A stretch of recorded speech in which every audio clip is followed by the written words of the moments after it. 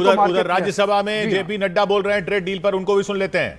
लेकिन ये जो तरीका है, दिस मेथोडोलॉजी, ये तरीका प्रजातंत्र के लिए बहुत बड़ा घातक है और इंडियन नेशनल कांग्रेस और इंडिया अलायंस का इररिस्पॉन्सिबल बिहेवियर है। It is an irresponsible behaviour when the government is ready to answer each and every question and when the government is ready to give us details. Mr. Suraj, you should understand. You want the government to respond, but the government is speaking. You are shouting. It is your frustration which is speaking.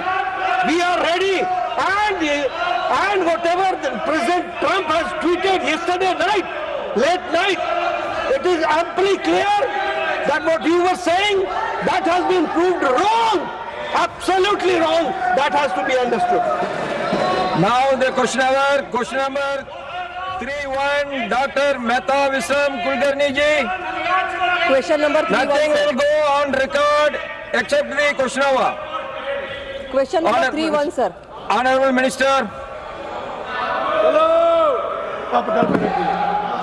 Sir, Bharat America trade deal पर बहुत बड़ी खबर आ रही है।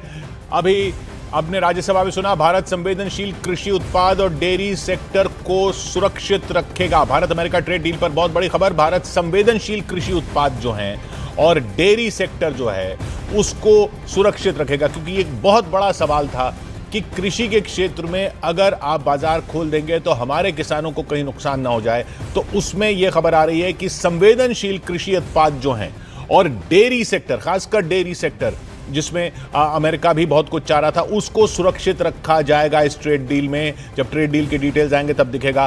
दूध, घी, पनीर जैसे dairy product पर कोई रियायत नहीं दी जाएगी अमेरिका को। दूध, घी, पनीर जैसे डेयरी प्रोडक्ट पर कोई रियायत नहीं दी जाएगी अमेरिका को। ऐसी खबरें आ रही हैं ट्रेड डील को लेते हुए।